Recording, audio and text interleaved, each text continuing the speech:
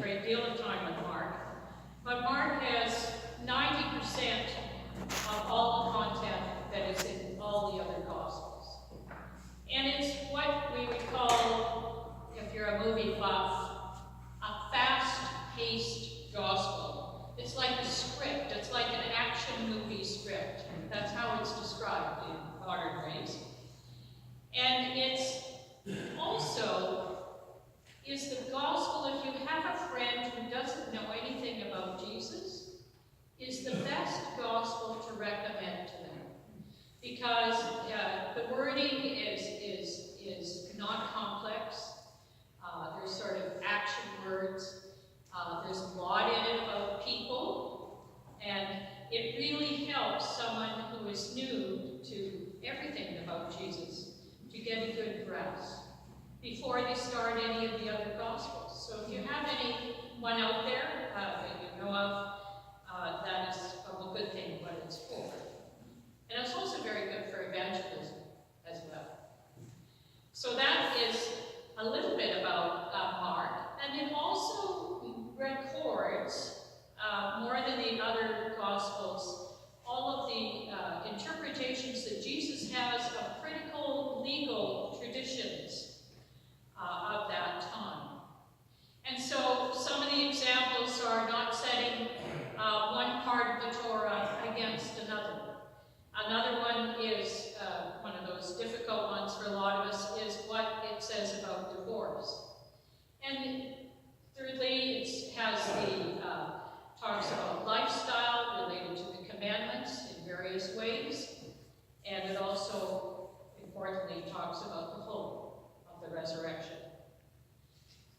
So, just as a little introduction to what I'm going to say about our specific gospel we had this morning, I just want to tell you a little story about some friends and I. Back in Winnipeg,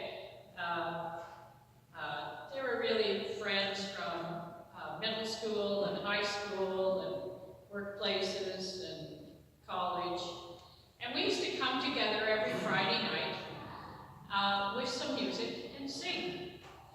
And we had some electric guitars, acoustic guitar, bongo drums, and most of us sang, you know, the old folk songs, right? The ones that people in the boomer age group probably know. Plus some of the older tunes from maybe our moms and dads. So anyway, you can probably guess what happened after us doing this for about a year and a half together, aside from having great potlucks afterwards. We started to think that we sounded really good, right? And good enough, maybe, to record a bit.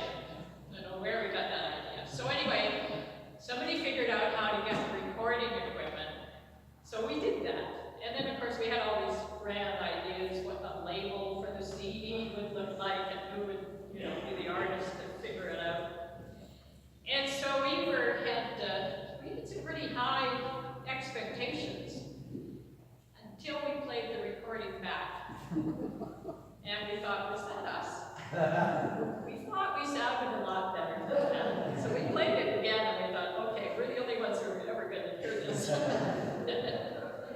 So we had to stop even for something like that and take a good look at ourselves. We obviously were never going to make it in the music world. We weren't going to be one of those Winnipeg bands who suddenly become Nashville or any of that sort of thing. That wasn't going to happen at all. And then we started to think a little bit more about what we were doing. And we realized that we had included newcomers, new people to the neighborhood in our gatherings. And all we had done, really, was enjoy together music and singing, and then the fellowship that came from it, and the support that came from it for each other, even around potlucks and caring for each other. And we realized that we were actually having a weekly celebration of life. It was actually sustaining all of us in different ways. So we certainly had learned more about our children and the adult children, someone having trouble finding a job, what it was like to retire. We shared a few romances of the musical friends taking place. We had one wedding out of the musical group. So in a sense, our songs together have been community love songs. The love of persons gathering together, and of course, even like in the Song of Songs, some eventual real lovers. So we realized that we had another level of meaning added to our playing and singing. And actually, one member still did actually go out and join another singing group called the Women of Note, and of course they did public singing. And one friend also started to sing over in a synagogue and became the cantor. So all sorts of things started to come from it. And it was quite interesting what it came, how the Holy Spirit's love is always with us, no matter where we gather and no matter what we are doing. So we also have another life, of course, other than those of us who were singing every Friday night. A lot of us had our day jobs out in the community. And we would work in a community during our work week that was ruled by folks. You wouldn't want to say they were Pharisees or like the Pharisees, but we worked in situations where there were rules, right? There were rules, there were traditions, there were customs, there were the ways you did things, and maybe they were slightly different from what you did as a Christian or a Jew in your other life, your personal life, your private life. And it's interesting because the Pharisees in the Gospel of Mark thought they were doing the right thing with the rules to help people to be and remain pious. And the word Pharisee means separate ones, to separate whatever is separated, right? And they did so by their own faith and reason. And so, as officials of Judaism, they did not think that they were being picky or nasty about washing hands, kosher eating, and observing rituals. For them, they were safeguarding and carrying out the traditions of the elders who had passed it on to them, and trying to have the people pay attention to ritual purity instead of just the priest paying attention to the ritual purity. And they had actually wanted to pave the way for the long-awaited Messiah, and thought the best way to do it was to strictly observe the law. That's what they thought. And according to the Pharisees, Jesus and his followers had stepped over that line. You know, there's always that line in the sand, no matter what community you're with. And so they saw him and those around him as, religious lawbreakers in their own community. And of course, they were zealous, and they were deeply religious, and they were ready to defend their position. So what we have in Mark is we have Jesus putting forth this argument about what is really important in life. And Jesus has said that it is what comes out of you that counts. It can just be in a simple place, doing simple things, and perhaps sharing simple pleasures like making music together. It's what you do and say, especially with others, that really matters. And for Jesus, the core value of religion was service and concern for others. And he knew that what he was saying was upsetting, and would continue to upset the Pharisees and scribes. And Jesus said what he knew needed to be said, in spite of any personal fears those who were around him had for him, and especially about what might come related to future rejection or any suffering or death, which they didn't know about quite at this point. But Jesus was saying it's the quality of your faith that is important.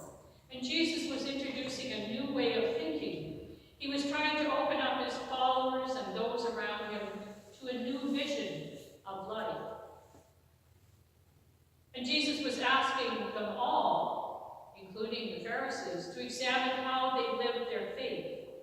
And so Jesus is also asking us to examine and re-examine every now and then how we live our faith, and to take a look inside ourselves, perhaps privately or with a close friend or a soulmate.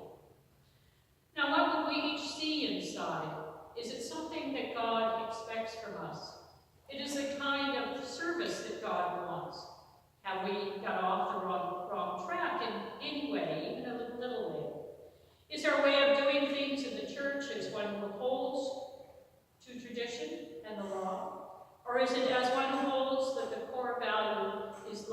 concern for others? And then here's the complex part that comes next about human beings. Or are we a blend of both? One way, one day, depending on the issue or situation, and then the opposite way the next day, because it is another issue. And as adults and parents and grandparents, we often find that we confuse the children and the youth when we're on that one. Or are we a complex mix of both? And so, is it difficult for others, and of course, perhaps ourselves, to sort out? So do any of these stances, of course, cause conflict or misunderstanding between us all? Well, that's one of the challenges we always have as human beings, is working on our relationships and looking after those things that can arise.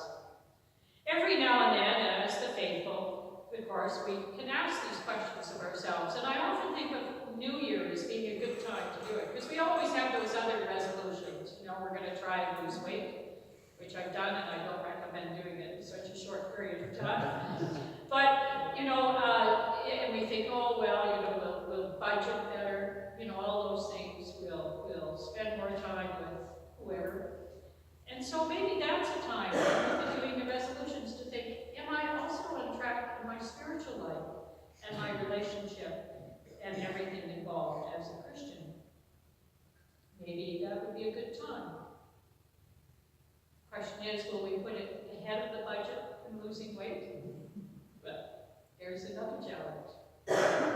And these are questions that we do not have to ask alone, just as ourselves, because they're questions we can ask as a community, because in parishes we work as a community and small groups within the community. Because God is a gathering God. That's really an amazing thing, how we never knew each other until we got here, so God must be a gathering God. God calls us and has called us not only in today's world, but over the centuries, away from our human individuality into relationships with each other, into relationships with families, communities, groups, and even as nations. And we realize that when we study all those things, history, anthropology, or travel, and see the archaeology, and even just see the mosaics on the floor and see how some of them are community related. So we are very blessed in many different ways to have God have brought us together. And these blessings, hopefully, always can give us joy. And the blessings to us can sustain us, as we in turn take the opportunity to keep on serving the interests of God in whatever small ways they may be. So I'd just like to conclude with a small prayer. Dear God, you call us to represent you in the world without becoming the same as the world. It is a difficult thing to do in this age that we live in, an age that has an emphasis on individualism, buying things, and the accumulation of wealth. And sometimes we may even envy those who have more. Help us to keep our balance among the many points of view given to us and held, so that we may continue to try and serve your faith